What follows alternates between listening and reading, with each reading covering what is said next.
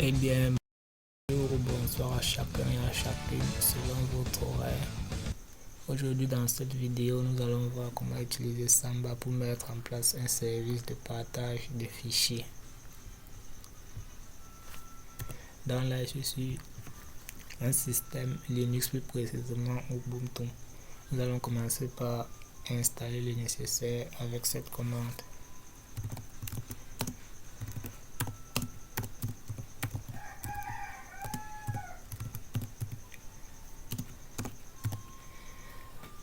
Bon, moi dans mon cas je vais plus le faire puisque j'ai déjà installé le package Samba. Donc je vais plutôt créer le dossier que je souhaite partager avec d'autres utilisateurs sur le même réseau que moi.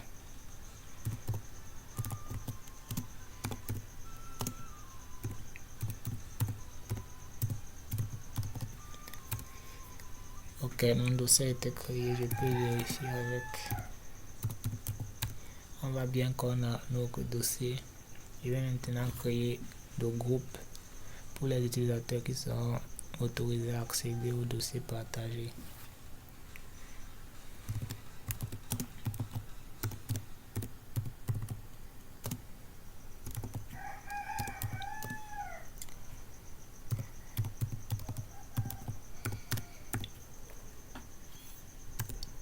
Ok, mon groupe a été créé. Bon, le tiret R ici en fait c'est juste pour dire que le groupe est un groupe pour les utilisateurs système et non pour les utilisateurs standards. Je vais maintenant créer un utilisateur système. On utilisera les identifiants de cet utilisateur pour nous connecter à notre partage.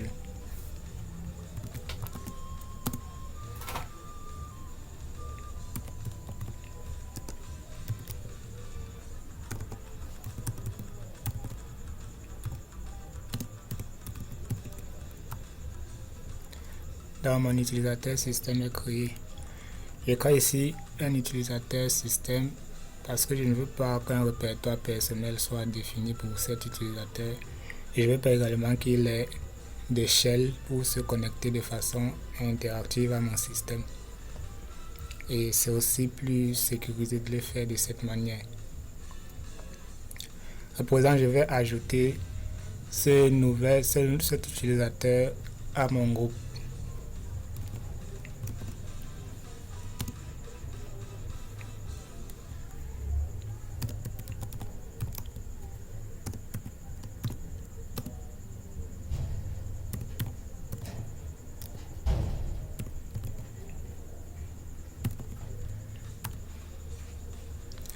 Dans là, j'ai ajouté l'utilisateur au groupe.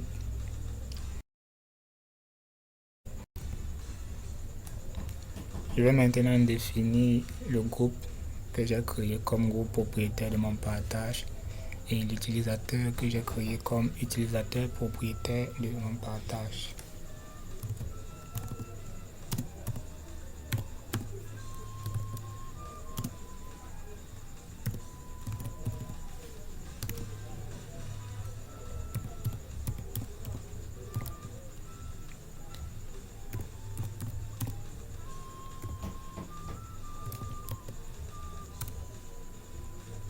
Ok, cela étant fait, je vais maintenant modifier les autorisations système sur mon partage afin que seules les personnes autorisées puissent y avoir accès.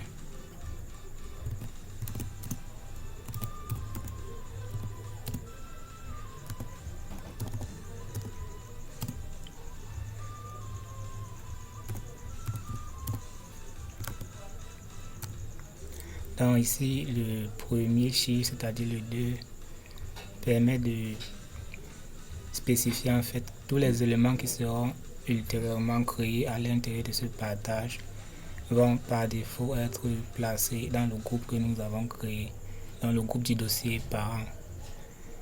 Le deuxième chiffre 7 spécifie les autorisations pour l'utilisateur propriétaire, c'est-à-dire l'utilisateur Samba. Si nous décomposons 7 en binaire, nous avons 1, 1, 1. Le premier 1 correspond à l'autorisation de lecture, le deuxième 1 l'autorisation d'écriture et le troisième l'autorisation d'exécution. Quant au troisième chiffre, le deuxième 7, il spécifie les autorisations pour les utilisateurs du groupe, c'est-à-dire le groupe que nous avons créé. Le principe est le même, nous avons 1, 1, 1 en binaire. Donc les utilisateurs du groupe pourront lire, écrire et exécuter des fichiers dans ce dossier. Quant au dernier chiffre, le 0, il spécifie les autorisations pour les autres utilisateurs. 0, si nous décomposons en binaire sur 3 bits, nous avons 0, 0, 0.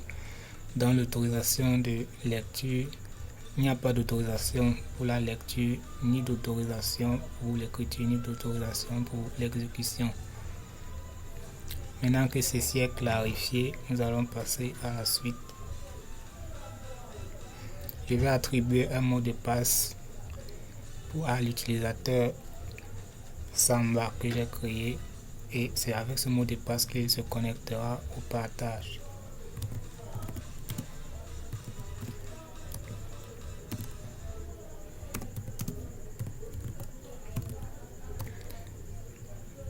Donc je définis comme mot de passe 1, 2, 3, 4, 5, 6.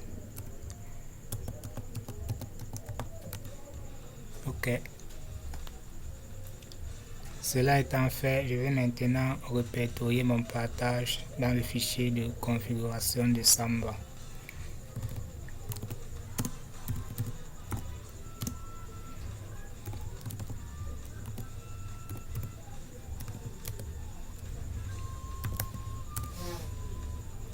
Donc je descends jusqu'au fond.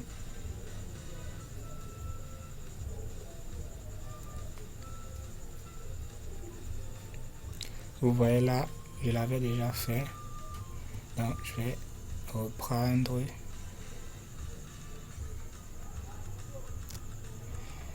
Donc tout d'abord on commence par spécifier là le nom du partage entre accolades.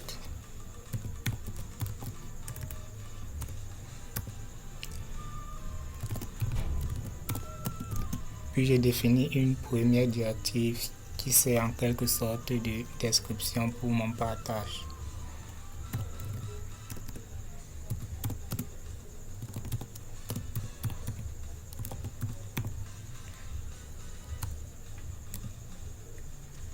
Je définis ensuite une deuxième directive qui va renseigner sur l'emplacement de mon dossier partagé.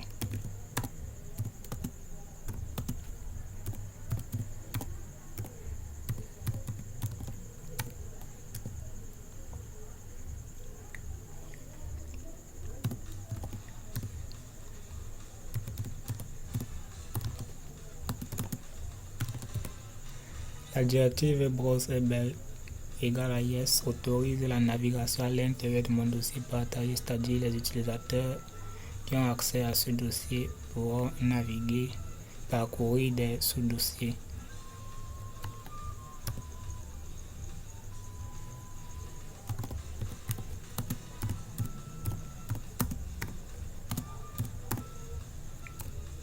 Cette directive indique à Samba que le partage ne doit pas être accessible en lecture seule, c'est-à-dire que les utilisateurs doivent également pouvoir écrire à l'intérieur du partage, modifier du contenu.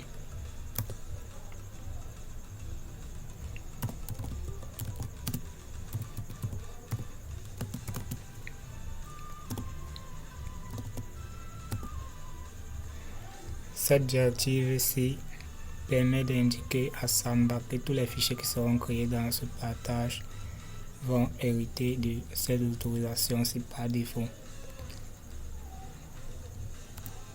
Nous allons faire pareil pour tous les dossiers qui seront créés dans notre partage grâce à cette directive.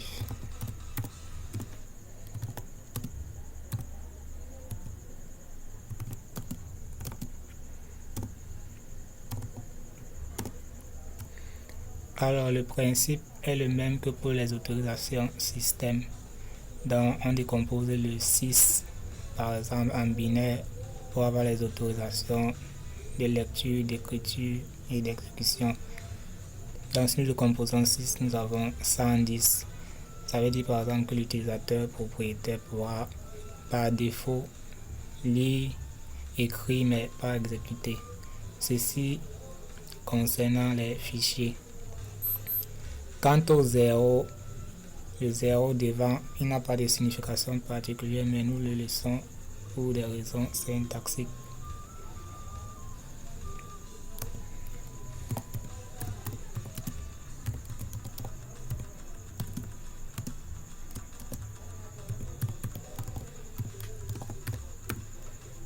Cette autre directive spécifie les utilisateurs autorisés à accéder au partage. Donc tous les utilisateurs faisant partie du groupe Share Group seront autorisés à accéder au partage, à écrire et à lire à l'intérieur du partage. Il est important de mettre le arrobase devant pour spécifier le groupe. Si on veut spécifier un simple utilisateur, nous n'allons pas mettre le arrobase.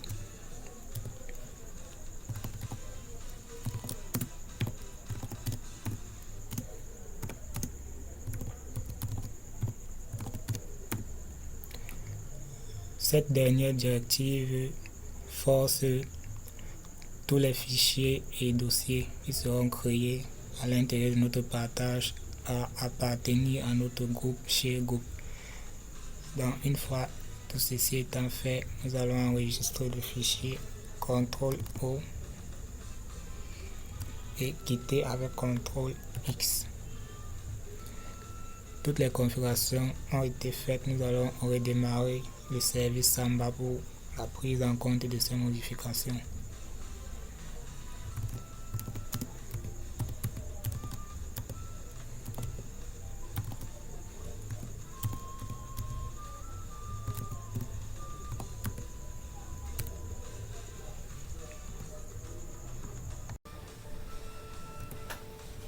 Maintenant que notre partage est configuré, nous allons essayer d'y accéder depuis d'autres machines.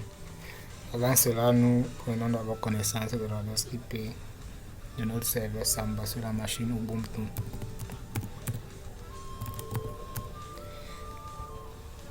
Il s'agit de cette adresse-ci. Donc nous allons nous rendre sur la machine Windows d'abord.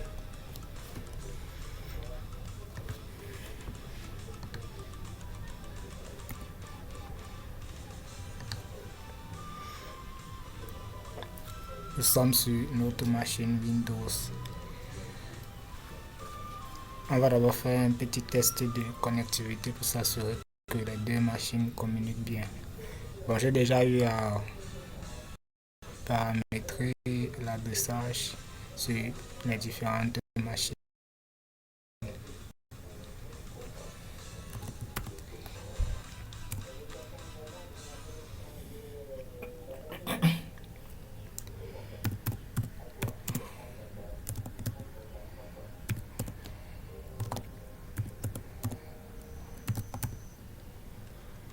Donc là, on voit que le test ping passe très bien. Ça veut dire que notre machine Windows communique bien avec la machine Ubuntu où est hébergé notre dossier partagé. Donc nous allons essayer d'y accéder. On se rend pour cela dans l'explorateur de fichiers. Et dans la barre d'adresse à ce niveau, on va entrer l'adresse de notre machine serveur suivi du nom du partage que nous avons créé précédemment. On valide et là nous sommes invités à entrer un nom d'utilisateur et un mot de passe. Pour le nom d'utilisateur, nous avons défini l'utilisateur Samba et comme mot de passe 1, 2, 3, 4, 5, 6. Ok, on voit qu'on a bien accès au dossier partagé. À l'intérieur de ce dossier, nous allons essayer de créer un sous-dossier. On va appeler test 1. Et dans le dossier test 1, nous allons créer un fichier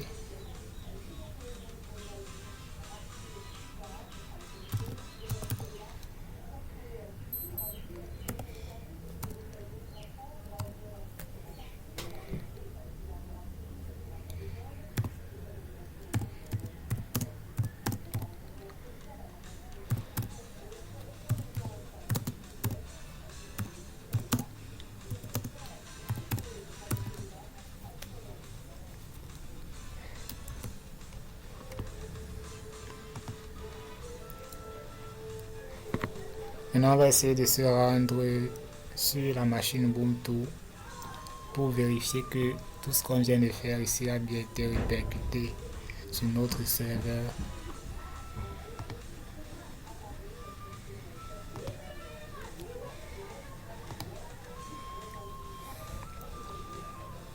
On va donc essayer pour cela de lister le contenu de notre dossier partagé que nous avons eu à créer. On voit que la permission n'est pas accordée justement parce qu'on doit le faire en mode super utilisateur puisque nous avons modifié le propriétaire de ce dossier partagé. Et je vous rappelle que les autorisations pour les utilisateurs qui ne font pas partie du groupe que nous avons créé sont tous nuls.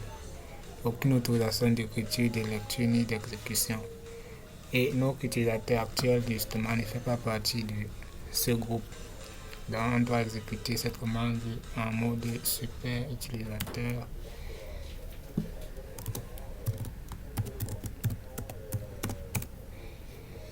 Vous voyez là maintenant qu'on a bien notre dossier. On peut lister son contenu. On a bien notre fichier test1 que nous avons créé. Nous allons à présent essayer de faire pareil depuis une deuxième machine, une machine Debian.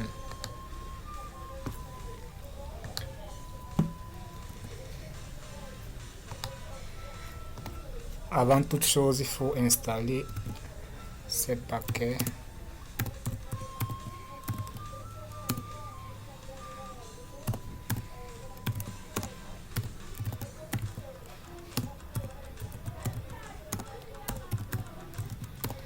Donc, il faut installer soit l'un de ces deux paquets, soit les deux. C'est toujours bien d'installer les deux. Mais moi, je vais plus le faire puisque je l'ai déjà installé. On peut également faire le test de connectivité à ce niveau.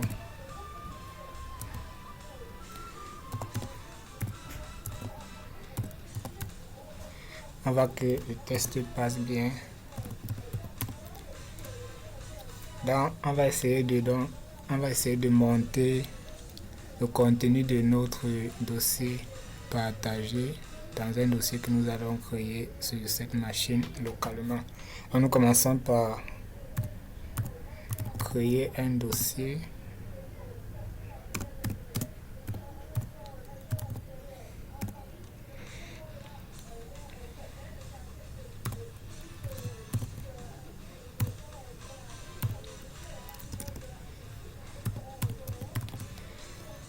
Quand nous allons créer le dossier Sambaché et nous allons donc faire un montage en utilisant le protocole CIFS et en spécifiant l'adresse de notre serveur suivi du nom du partage. On explique, on spécifie qu'on veut monter ce partage à l'emplacement que nous venons de définir tout à l'heure et on spécifie l'utilisateur avec l'option "-o". L'utilisateur que nous avons créé sur notre serveur, on demande vraiment que nous avons défini. Ok, si on essaie de faire un ls de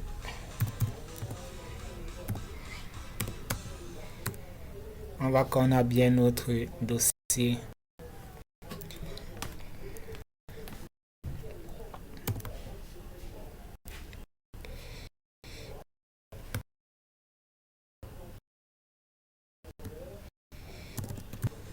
Donc vous voyez, on a bien notre dossier ainsi que notre fichier. On peut modifier le fichier.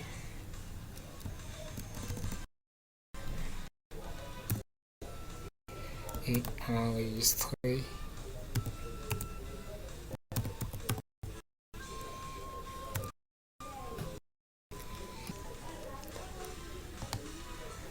Si nous revenons là sur notre serveur, nous pouvons constater les modifications.